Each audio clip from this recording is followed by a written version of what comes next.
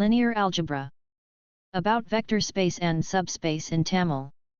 By Professor Suraj. Useful for CSIR Net Set TRB Maths. GATE UPSC IIT JAM NBHM Maths. BSc, MSc Maths. So இப்போ வந்து vector space. Vector space அப்படின்னா என்ன? இது linear algebra அப்படின்னு சொல்கிறோம். இன்னொன்று வந்து மாடர்ன் அல்ஜிப்ரா அல்லது அப்ஸ்ட்ராக்ட் அல்ஜிப்ரா. ஸோ இந்த ரெண்டுக்கு என்ன வித்தியாசம்? ஏன் இந்த மாதிரி வந்து பிரித்து வச்சுருக்காங்க? சில புக்கில் வந்து மாடர்ன் அல்ஜிப்ராவிலே வெக்டார் ஸ்பேஸ் சேர்த்துருப்பாங்க. அதனால் எக்ஸாக்டாக வந்து நம்ம எல்லாத்தையும் டிவைட் பண்ணி நேம் கொடுக்க முடியாது. பட் காமனாக பார்த்தீங்க அப்படின்னா லீனியர் அல்ஜிப்ராங்கிறது வெக்டார் ஸ்பேஸ் பேஸ்டாக இருக்கும். அப்ஸ்ட்ராக்ட் அல்ஜிப்ரா ஆர் மாடர்ன் அல்ஜிப்ராங்கிறது குரூப் தியரி பேஸ்டாக இருக்கும். அப்போ குரூப்புக்கும் வெக்டார் ஸ்பேஸுக்கும் என்ன டிஃப்ரென்ஸ் அப்படிங்கிறது தெரியணும்.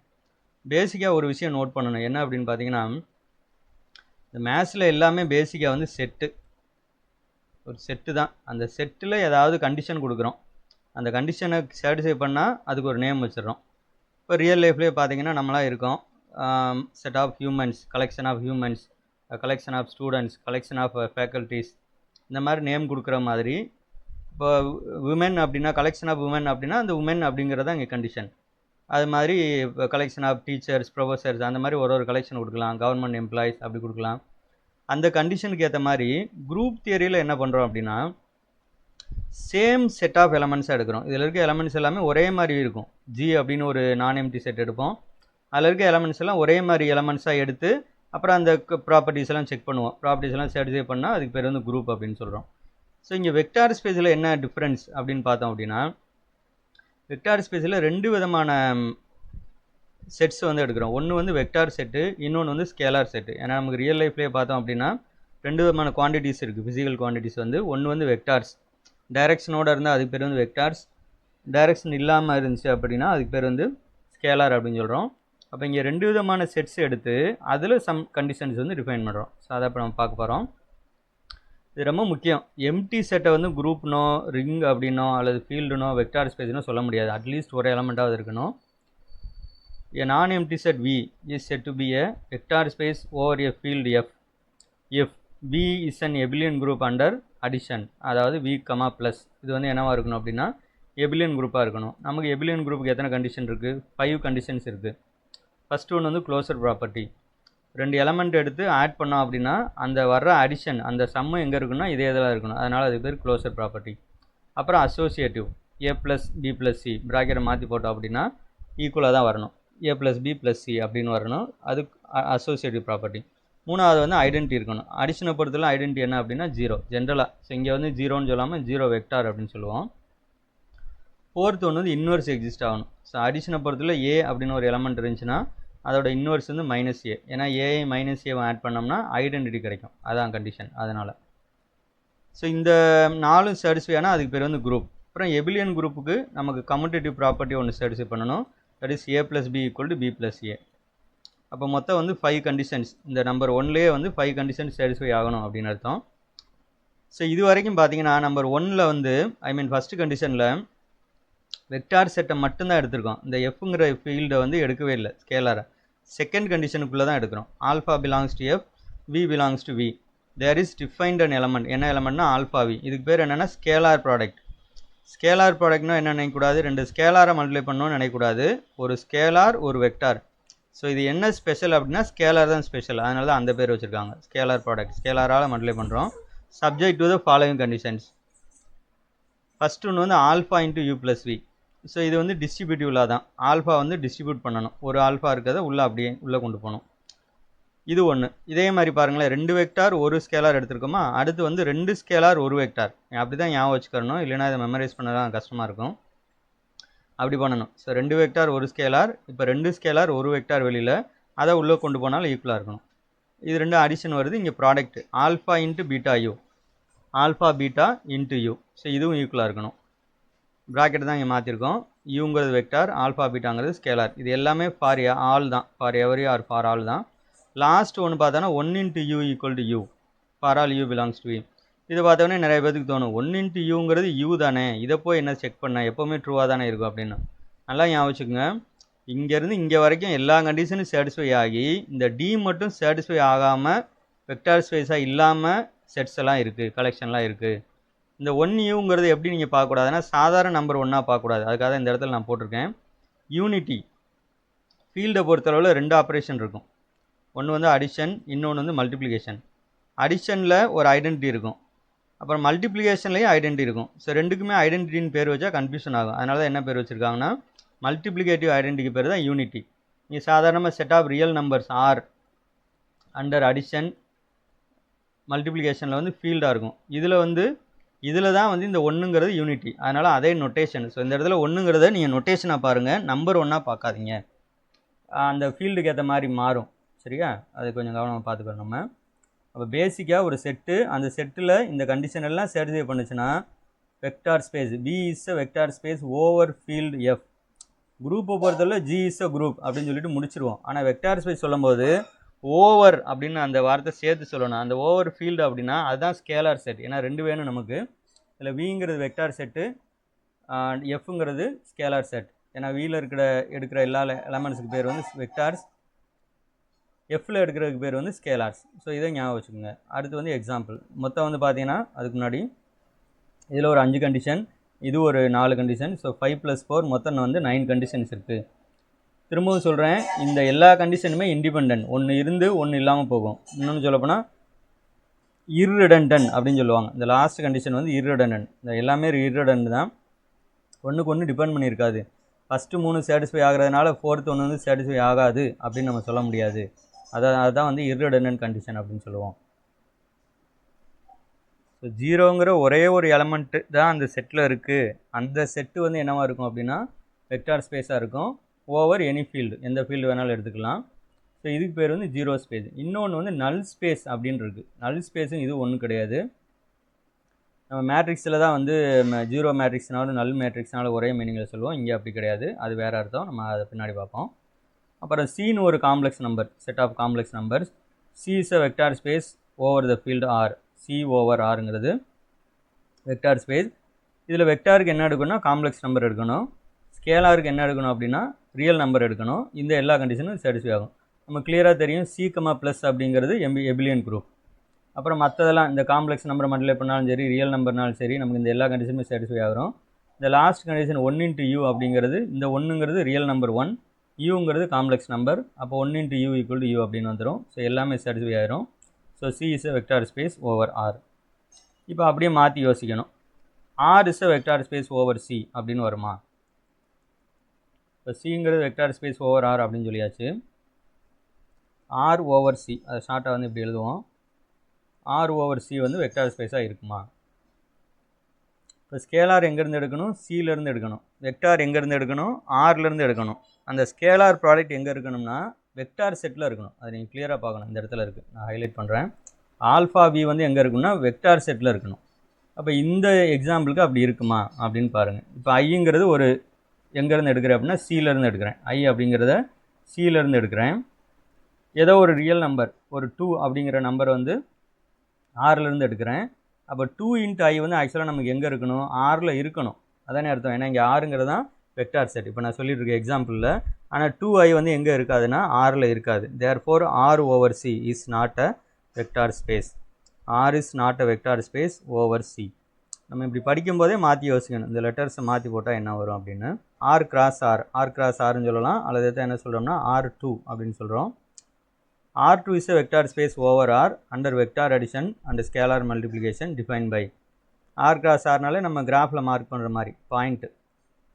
இப்போ இந்த ஃபார்மெட்டில் தான் இருக்கும். x1, x2, y1, y2 first time add பண்ணணும், கமா செகண்ட் டைம் ஆட் பண்ணணும். ஸோ இதுக்கு பேர் வந்து வெக்டார் அடிஷன். அடுத்து ஸ்கேலார் மல்டிப்ளிகேஷன், ஆல்ஃபா தூக்கி அப்படியே உள்ளே கொண்டு போயிடலாம்.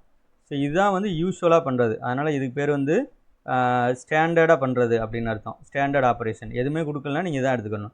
ஆனால் அதுக்காக எப்போவுமே இப்படி தான் பண்ணணும் அப்படின்னு அர்த்தம் கிடையாது. என்ன பண்ணுவாங்க அப்படின்னா வேணும்னே நம்ம கொஸ்டினை கன்ஃபியூஸ் பண்ணணும் இல்லையா? வெக்டார் அடிஷன் அப்படியே கொடுத்துட்டு ஸ்கேலார் மல்டிப்ளிகேஷன் என்ன பண்ணுவாங்க அப்படின்னா ஆல்ஃபா × x1, x2வை ஆல்ஃபா x1, 0ன்னு போட்டுருவாங்க. இப்போ இது வந்து வெக்டார் ஸ்பேஸ் பண்ணுமா? அப்போ இந்த வெக்டார் ஸ்பேஸாக இல்லையாங்கிறது நீங்கள் வெறுமனே இந்த செட்டை வச்சு சொல்கிறது இல்லை. வெறுமனே R cross R is vector space over R அப்படின்னு எல்லா நேரத்திலும் இருக்குமானா அப்படி கிடையாது. அப்படி சொன்னாங்கன்னா இப்போ நம்ம ஏற்கனவே சொன்ன மாதிரி யூஸ்வல் ஆப்ரேஷனில் ஸ்டாண்டர்ட் ஆப்ரேஷன்லன்னு அர்த்தம்.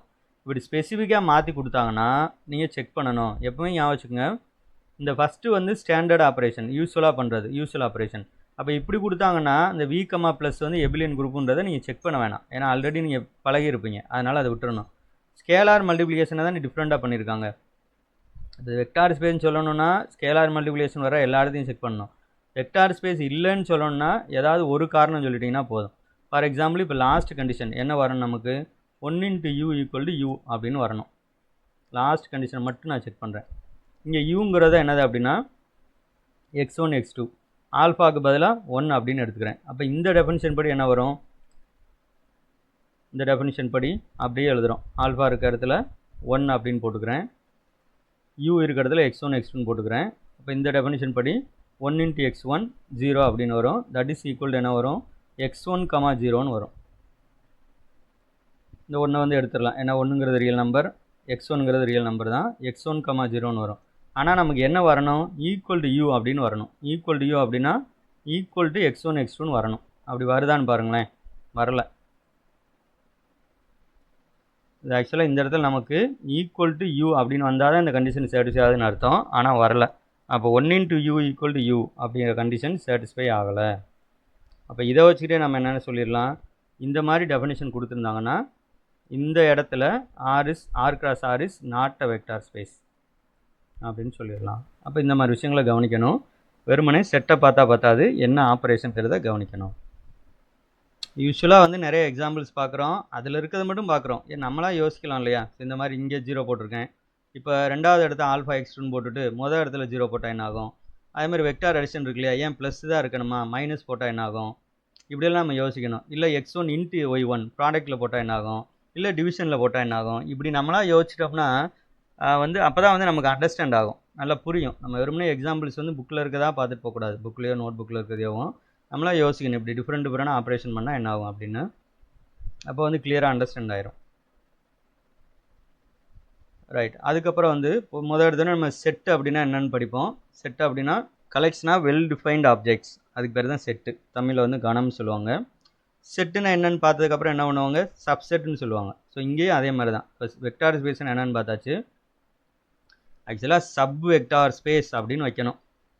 அதை ரீட் பண்ணும்போதே பாருங்களேன், நமக்கு இவ்வளோ பெருசாக இருக்கு இல்லையா, அதனால் ஷார்ட்டாக என்ன பண்ணிடுறாங்க, வெறும் சப்ஸ்பேஸ் அப்படின்னு வச்சுட்டாங்க.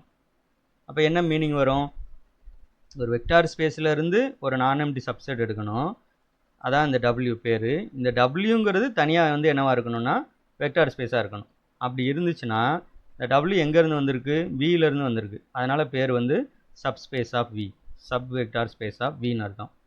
சரி, இது எது மாதிரி ஒத்து போகுது அப்படின்னு பார்த்தீங்கன்னா சப் குரூப் மாதிரி.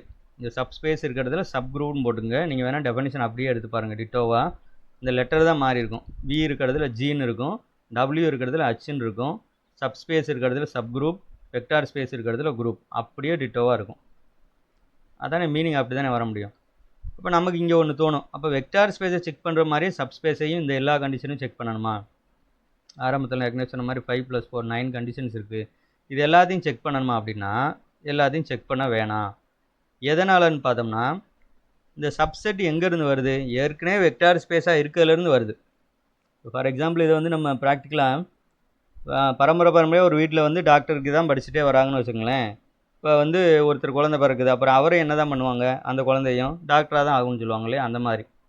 அப்போ ஸ்பெசிஃபிக்காக வந்து எல்லா கண்டிஷனையும் செக் பண்ண வேணாம், சப்ஸ்பேஸ் டெஸ்ட் இந்த மாதிரி கண்டிஷன் மட்டும் செக் பண்ணால் போதும். ஸோ இது வந்து என்ன அப்படின்னா W is subspace of V whenever ரெண்டு வெக்டார் எடுக்கணும். எதில், Wவில். நம்ம எதை வெக்டார் ஸ்பேஸ்ன்னு சொல்லணும், எதை சப்ஸ்பேஸ்ன்னு சொல்லணுமோ அதிலிருந்து ரெண்டு வெக்டார் எடுக்கணும். ஸ்கேலார் எப்பயும் போல் ஃபீல்டை வந்து நம்ம மாற்றலை, அதிலிருந்து எடுக்கிறீங்க. இந்த லீனியர் காம்பினேஷன் இந்த ஆல்ஃபா U + பீட்டா V வந்து எங்கே இருக்கணும் அப்படின்னா Wலேயே இருக்கணும். இதை மட்டும் சொல்லிட்டா போதும். இதை ஒரே ஒரு ஸ்டெப்பில் பண்ணுறதுனால இதுக்கு பேர் வந்து one step test, one step subspace test அப்படின்னு பேர்.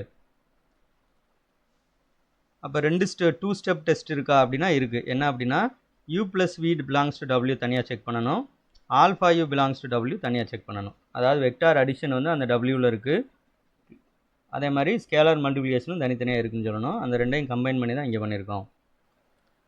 இதை பார்க்கும்போது நம்ம என்ன பண்ணுவோம், பொதுவான லோயர் கிளாஸில் யூஜி பிஜியில் படிக்கும்போது சரி okay alpha u plus beta v இருக்குன்னு சொல்லிட்டாங்க, அப்படியே படிச்சுட்டு போயிடுவோம். ஏன் alpha u plus beta v தான் இருக்கணுமா? இங்கனுக்குள்ளே மைனஸாக இருந்தால் வெக்டார் ஸ்பேஸாக இருக்காதா? அல்லது அங்கனுக்குள்ளே ப்ளஸ்ஸாக இருந்து இந்த பீட்டாவை எடுத்து விட்டால் என்ன ஆகும்?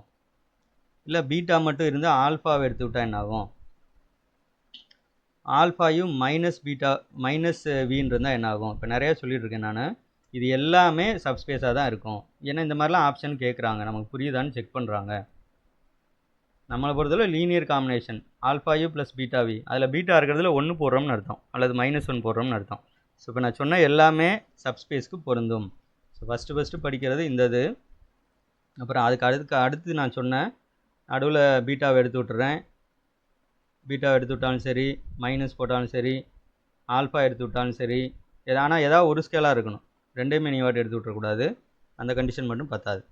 ஸோ இந்த மாதிரி படிக்கணும் நம்ம. ஏன்னா இதெல்லாம் கேட்டிருக்காங்க செட் எக்ஸாம், வேறு ஸ்டேட் செட் எக்ஸாமில் கேட்டிருக்காங்க. ஸோ இதை வந்து சப்ஸ்பேஸ் டெஸ்ட். இது போக இதுக்கு முன்னாடி நான் இன்னும் ஷார்ட்டாக என்ன பண்ணுவேன்னா, வந்து 0 வெக்டார் அந்த செட்டில் இருக்கான்னு பாருங்கன்னு சொல்லுவேன். ஏன்னா சில நேரம் 0 வெக்டாரே இல்லைன்னு வச்சுங்களேன், அது நாட் அ சப்ஸ்பேஸ் அப்படின்னு சொல்லிடலாம். அதனால் ஃபஸ்ட்டு 0 செக் பண்ணுங்கள், அப்புறம் இந்த கண்டிஷனுக்கு வாங்க. நம்ம குரூப்பில் சொல்கிற மாதிரி 0 மட்டும் இருக்குது, அப்புறம் ஹோல் வெக்டார் ஸ்பேஸ் அந்த செட்டு, இந்த ரெண்டும் எப்போவுமே என்னவாக இருக்குன்னா சப்ஸ்பேஸாக இருக்கும். இதுக்கு பேர் என்னென்னா ட்ரிவியல் சப்ஸ்பேஸ், எப்போவுமே இருக்கும், அதனால் ட்ரிவியல். வேறு எக்ஸாம்பிள் பார்த்தோம் அப்படின்னா, இந்த set of all points and x axis is a subspace of R2 அப்படின்னா பிளேன் R கிராஸ் R, நம்ம கிராஃப் ஷீட் போகிற மாதிரி. அதில் எக்ஸ் ஆக்சிஸில் இருக்க பாயிண்ட்ஸை மட்டும் எடுங்க. இங்கே கரெக்டாக பார்த்தீங்கன்னா தெரியும், எக்ஸ் ஆக்சிஸில் 0 வெக்டார் இருக்கும். இங்கே 0 வெக்டாருங்கிறது என்னன்னா 0,0. ஸோ இந்த கலெக்ஷன் ஆஃப் பாயிண்ட்ஸ் எக்ஸ் ஆக்சிஸ்ங்கிறது என்னென்னா சப்ஸ்பேஸ் ஆஃப் R2. அப்போ இந்த எக்ஸ் ஆக்சிஸ் பார்க்கும்போது அடுத்து என்ன யோசிக்கணும், ஒய் ஆக்சிஸ் சப்ஸ்பேஸாக இருக்குமா? ஒய் ஈக்குவல் டு எக்ஸ்னு ஒரு லைன் இருக்குது, அந்த லைன் வந்து சப்ஸ்பேஸாக இருக்குமா? இந்த மாதிரி நம்மளாக யோசிக்கணும். ஒய் ஈக்குவல் டு எக்ஸுங்கிற லைன் வந்து, லைன் மீன்ஸ் அந்த லைன் மேலே இருக்க set of points. Y equal to -xன்னு இருக்குது, இப்படிலாம் யோசிக்கணும். ஒய் ஈக்குவல் டு 5ன்னு போடுறேன். இந்த ஒய் ஈக்குவல் டு 5 அப்படின்னா என்ன அர்த்தம்? எக்ஸ் வந்து என்ன நம்பர் வேணாலும் இருக்கலாம், ஆனால் ஒய் வந்து கண்டிப்பாக 5ஆக தான் இருக்கணும். ஃபார் எக்ஸாம்பிள் இப்போது 0,5 அந்த செட்டில் இருக்கும், இதுதான் கலெக்ஷன். 0,5, 1,5, 2,5 இப்படி கலெக்ட் பண்ணுறேன்னு வச்சுக்கோங்க. √2,5 இதான் இந்த கலெக்ஷன் ஒய் ஈக்குவல் டு 5னா. இப்போ இது வெக்டார் ஸ்பேஸாக இருக்குமானா இருக்காது, ஏன்னா 0,0 வெக்டார் வந்து இந்த கலெக்ஷனில் இருக்காது. ஸோ இந்த மாதிரி யோசிக்கணும், இதுதான் ஷார்ட்கட். ஒன்றும் ஒர்க் அவுட் பண்ணி பார்க்க வேண்டியதில்லை, பார்த்த உடனே சொல்லிடலாம்.